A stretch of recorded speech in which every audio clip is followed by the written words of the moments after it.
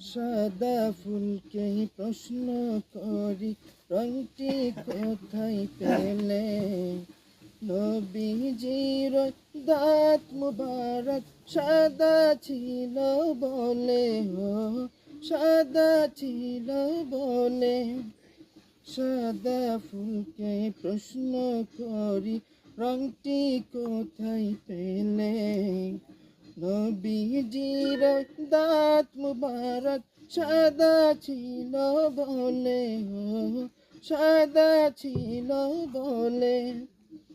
তাই সাদা ফুলকে তুলে তুলে গেঁথে রাখলাম মালা, হাসি মুখে পড়াবো তোমায় হাজার ফুলের মালা।